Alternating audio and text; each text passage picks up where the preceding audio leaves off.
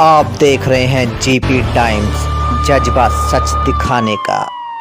आज होली मिलन का कार्यक्रम रखा, इसके लिए आप लोगों का मैं धन्यवाद करता हूं। और मुझे इस चुनाव के अंदर आप लोगों ने जीत दिलाई, आशीर्वाद दिया अपना, उसके लिए भी मैं आपका बहुत बहुत आभार व्यक्त करता हूं। आप सब लोगों का सहयोग मिला तभी जाकर के जीत संभव हो पाई। आज इस मौके पर मैं इतना ही कहूंगा कि जिस विश्वास के साथ आप लोगों ने द्वारका में कमल खिलाया, दिल्ली में भारतीय जनता पार्टी की सरकार बनाई, उस भरोसे को हम बना के रखेंगे। और मोदी जी ने जो गारंटी दी थी उनकी तो शुरुआत हो चुकी है। पहली कैबिनेट की मीटिंग के अंदर आयुष्मान योजना शुरू कर दी।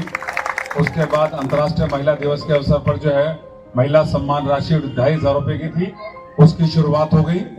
और आज फूलों से होली खेली है। परमात्मा से ये प्रार्थना करता हूं कि उसका आशीर्वाद बना रहे सबके ऊपर और इसी तरह से हम होली मनाते रहे धूमधाम से। और होली के जितने भी कलर हैं वो सारे रंग बिरंगे जो कलर हैं, आप लोगों की रंग बिरंगी दुनिया हो, आपके सारे सपने साकार हो, परमात्मा का आशीर्वाद रहे, यही मेरी आप सब लोगों से भी प्रार्थना है।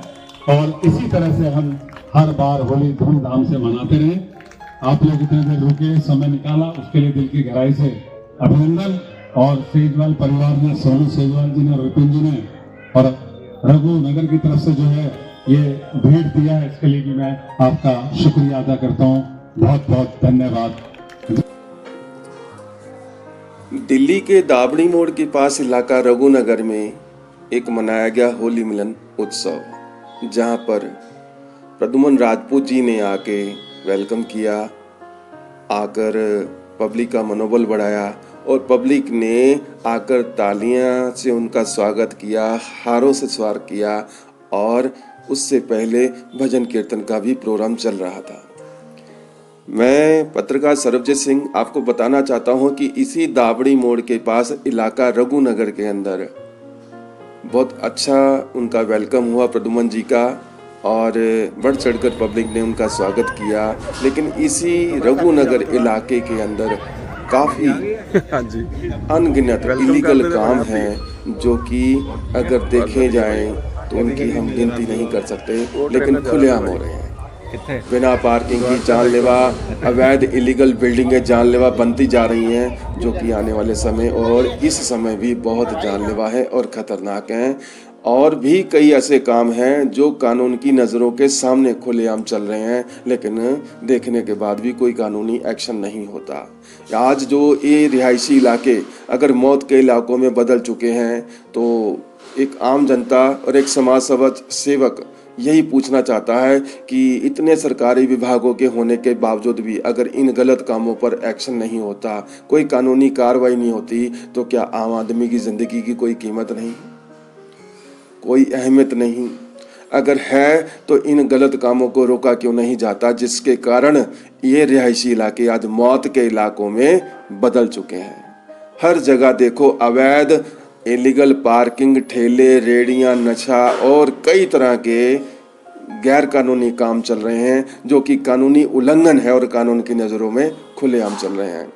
मैं एक पत्रकार समाज सेवक होने के नाते यही कहूँगा कि अगर आम आदमी की ज़िंदगियों की सेवा के लिए, उनकी सुरक्षा के लिए इतने बड़े बड़े कानून बनाए गए हैं, तो उन कानून को देखा क्यों नहीं जा रहा और गलत कामों पे कानूनी शिकंजा कसा क्यों नहीं जा रहा? आज जैसे जितने भी रिहायशी इलाके हैं, इन सरकारी जगहों पर अवैध कब्जे हो रहे हैं, लेकिन उन चीज़ों को देखकर नज़रअंदाज क्यों किया जाता है?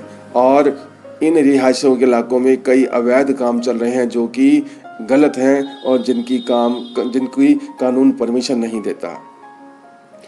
इसी बारात घर के अंदर जब वो प्रद्युमन जी आए तो उनका बहुत स्वागत किया गया और पब्लिक ने देखा कि होली मिलन का उत्सव, लेकिन होली मिलन के उत्सव के बाद इन्हीं इलाकों में कोई देखता नहीं, कोई पूछ नहीं रहा। लेकिन कितने गलत काम हो रहे, उन कामों को भी देखना चाहिए, जो कि जिम्मेदारियां और फ़र्ज़ बनता है। क्योंकि आज अगर इन रिहायशी इलाकों में कोई कानूनी शिकंजा नहीं, कोई गलत काम नहीं रुक रहे, तो आने वाले समय में क्या आम आदमी की ज़िंदगी जानवरों की तरह रुल जाएगी? कोई नहीं देखेगा। आज खुलेआम गुंडागर्दी भी हो रही है। किसी के घर पे भी आकर अगर 10 लड़के हमला बोल देते हैं, लेकिन कानून के दायरे में याचिका दे दे के वो पागल होता है, लेकिन उसकी सुनवाई नहीं होती। क्यों? क्या दिल्ली राजधानी के अंदर अगर ऐसे इलाकों की हालत है तो कब सुधरेगी, कब सुधार होगा और कब इंसाफ मिलेगा? कब इस राजधानी दिल्ली को कोई नज़र दिल से देखेगा कि किसी ज़िंदगी की भी कोई अहमियत है और किसी के आंसू बह रहे हैं। Report by Sarvjeet Singh. नमस्कार।